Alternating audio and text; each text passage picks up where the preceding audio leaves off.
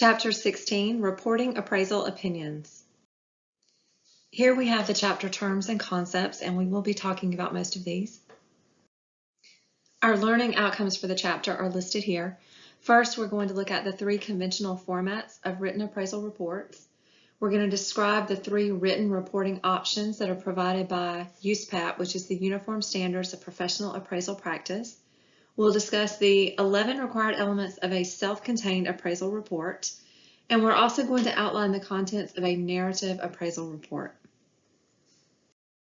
Written appraisals are a basic form of communication. So we want the appraisal report to be concise and easy to follow. The appraiser must clearly identify and sign the appraisal certification statement. That's something that we have not talked about yet, but there is a statement at the end of the appraisal stating that everything that is in this report I deem to be accurate, and I've done the best to my ability to come up with a market value that I feel is adequate for this particular subject property. Some of the practical considerations that you want to think about whenever you're completing a report is, what is the intended use of the report, obviously? Who are the intended users? So form and general content is typically agreed to between the user, which typically is the lender, and the appraiser whenever you receive your request for appraisal. The guidelines are going to be set whenever you receive that appraisal request. So who is the appraisal for? What is the purpose of the appraisal? And who are the intended users? Another thing that you'll discuss is the method of transmittal. How am I going to get this report to my user? So are you going to hand deliver it? Are you going to mail it? Are you going to email it? Lots of different options there. Most of the time they email it. There's also a database called the Appraisal link, where you can upload your report to a specific website, and that provides easy access because most of the lenders also have access to that site, so they can log in and then they can see the report. This is what I would consider formats of different types of written reports. So the first one is going to be a letter report. This is a restricted use report. So typically this is going to be like a business letter. It could be 1 to 5 pages, it has a summary, and it has your opinion of value. Next, we have the form report. This is most commonly used for loan transactions, and there's different types of forms depending on what type of loan the person's getting, what kind of lending institution is requiring a specific type of form, that kind of thing. And then you have a narrative appraisal report. The narrative report is the most comprehensive, so it's the most detailed. It's typically used by large corporations, government agencies, or it could be used for properties that are really unusual.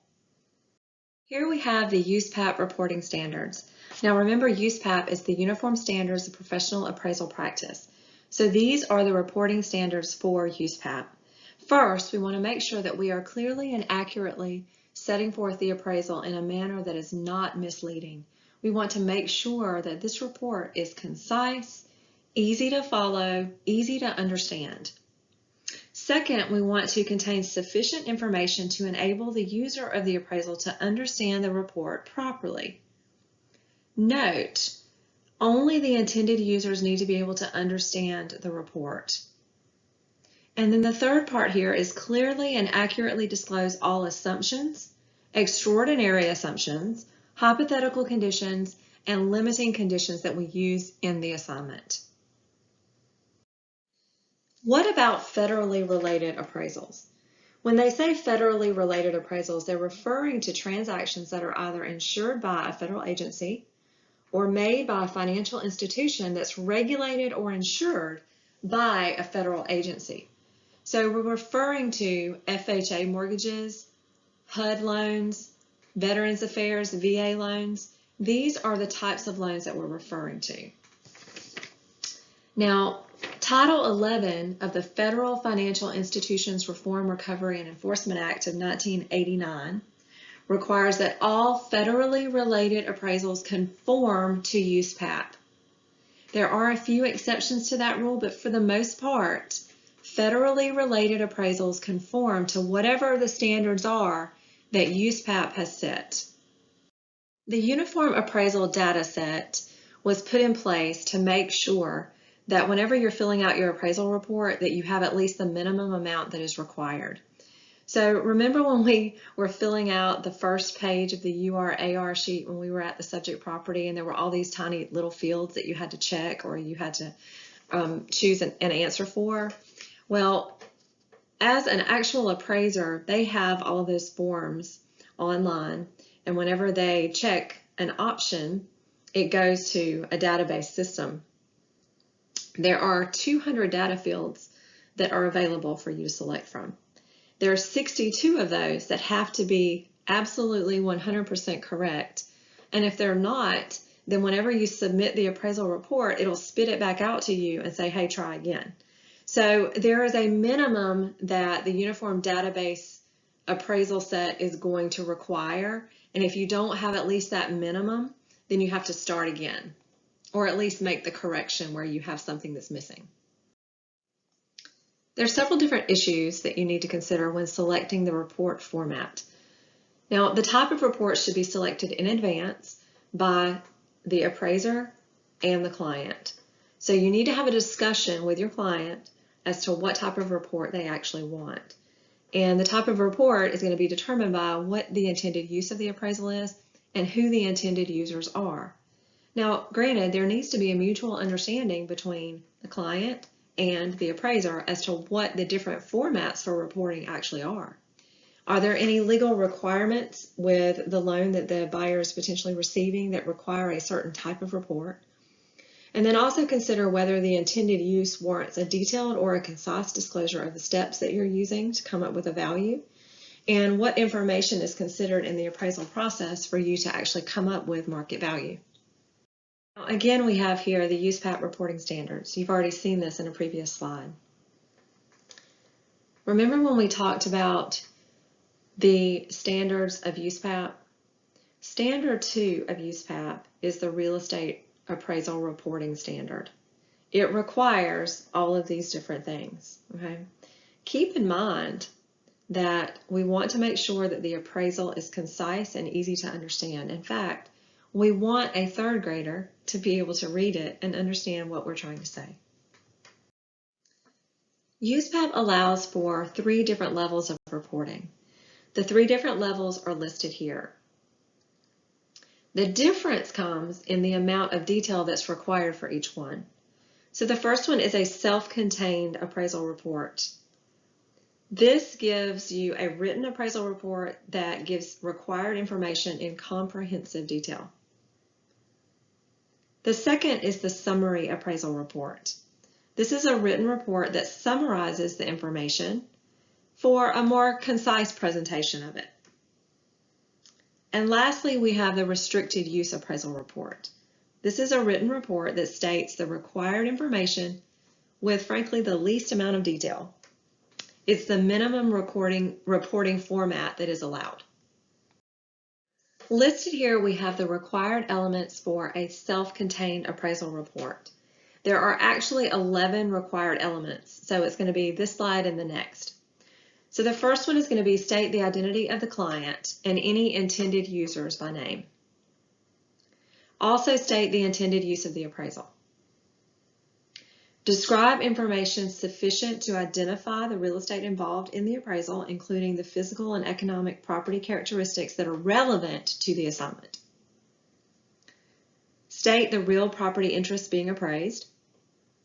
State the date and the definition of value and cite the sources of that definition. State the effective date of the appraisal and the date of the report. And here we have the additional required elements for a self-contained report. Describe the scope of work used to develop the appraisal. Describe the information that you analyzed, the methods and techniques that you actually used, the reasoning that supports the analysis and your opinions and your conclusions. State the use of the real estate existing as of the date of value and the use of the real estate reflected in the appraisal, and when an opinion of highest and best use was developed by the appraiser. Describe and support the rationale for that opinion. Clearly and conspicuously state all extraordinary assumptions and hypothetical conditions, and state how their use might affect the assignment results. And lastly, we want to include a signed certification in accordance with USPAP. Now keep in mind, a self-contained report is the most detailed. We also have summary appraisal reports and restricted use reports. Summary reports have less detail. Summary is going to summarize the factual data, analysis, and conclusions that you develop in the process. And then a restricted use report is going to have even less detail than that. They present the required minimum content and the conclusions that you reach. Now, the appraiser does have to have sufficient data in their work file to present the data in a summary format if the restricted use report isn't enough.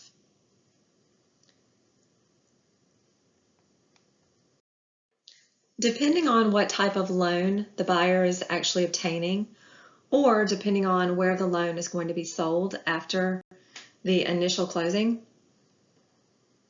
there's lots of different formats for reports that you could potentially choose. So this slide is showing you different options for different types of forms that you might have to use as an appraiser. Here we have the outline of a narrative appraisal report. And we've already talked about the required elements for a self-contained report. A narrative report and a self-contained report really are basically the same thing. So this is an outline of how you're going to see that report play out. We're going to have an introduction, we're going to have a description, we're going to have an analysis and a conclusion, and then we have addenda that we're going to add. So let's go through each one of these different steps and see what's included in the intro, the description, the analysis, and the addenda. So first here we have the introduction. You're going to have a title page, which is going to give you the address of the property, the date of value, and the appraiser's name. We also have a letter of transmittal, which formally presents the report and the conclusion of the report. You have a table of contents, which tells you what's in the report. We have a photograph of the subject. We have a summary of the relevant facts and conclusions. And then we have our standard and special limiting conditions and assumptions. And then we have our scope of work of the appraisal. It's important to give a very clear description of the property, so we need to make sure that we have clearly identified the subject property. We want to describe the neighborhood and the community and the marketing conditions in that particular area. We also want to describe the land, the zoning, any community services that might be available, and what the taxes are looking like. We also want a description of any of the improvements that are on the property. And we also want to see a sales history of the subject property. And that would also include if the subject property has currently been under any type of lease. Your analysis and your conclusions are the most important part here. So we're always going to do a highest and best use analysis. Is the property being utilized to its highest and best potential, yes or no? If the answer is yes, you move on. If the answer is no, you give an explanation. We also want an explanation of and support for the exclusion of any of the usual approaches to value. So if we're not using sales comparison approach, but you typically would for that type of property, we need to explain why we're not using it. We also want an estimate of land or site value, and then analysis of the data by which value approaches you're choosing. Now keep in mind, most appraisers are going to use 2 of the 3 in any report. So usually you see sales comparison and cost used together, and sometimes you'll see income and cost used together. Sometimes you'll see income and sales comparison used together, but not as often. We then have reconciliation and final conclusion of value. And then we have that certification, which is a signed statement that gives assurance of the appraiser's responsibility and his unbiased opinion. So that brings us to our addenda. So these are attachments, basically. We want a location map and we want a plat map. We also want a plot plan of the subject property. So we want to see exactly what the lot looks like, where are the trees, where are the houses, where's the outbuilding, where's the pool, all of that. We also want to attach a legal description. We want a floor plan of the improvements. You can include photographs of the subject property. Remember, for the subject property, you have to have at least 3. Street view, front, back of the house. Some appraisers will include interior photographs as well, but that's really up to you.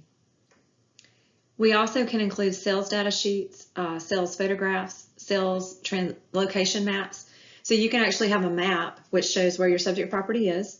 And then on the map, you can also show exactly where all of your comparable properties are located. So you can see how close in proximity to the subject that they are, or how far away they might be. We want to also include any relevant cost, income, or market study exhibits. And then lastly, we have the qualifications of the appraiser that signs the report.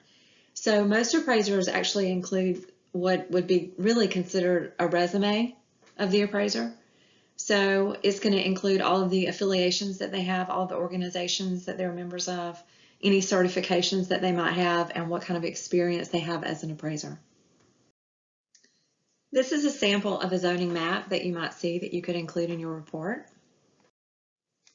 And all maps are going to have a legend that goes along with it. So this is an example of a zoning map legend so that you can read exactly what's going on there. This is a sample of a comparable sales chart. So this is something that you could also include as an addenda or an attachment to your appraisal. Here we have an informal data sheet. So this could be like a county records sheet from, say, the tax assessor's website. Here we have an example of a plot plan. So you can see exactly where everything is located on the lot itself. You can see where the house is, where the driveway is, where all of the trees are located, the shrubs. Also, there's an easement on the back side of the property, so you can see exactly where that easement is located. And here we have the sample qualifications for an appraiser. So like I said, this is sort of like their resume. It shows you what their education looks like, their professional affiliations, their professional activity, their appraisal experience. And a lot of times too, they'll give you references. So they'll give you a list of clients that they've worked with in the past if you'd like to call any of them and get a reference. So in this chapter, we've learned that the written appraisal report is a formal business communication from the appraiser to the client. Both the form and the content of the appraisal reports are defined by Uniform Standards of Professional Appraisal Practice. Remember, that's USPAP. In practice, appraisal reports tend to mix the features of the basic reports formats containing some features of the letter report, some of the form report, and some of the narrative report. In federally related appraisals, regulations require that all reports are written, that they conform to USPAP, and that they meet other minimum content standards set by the financial institutions of the federal government.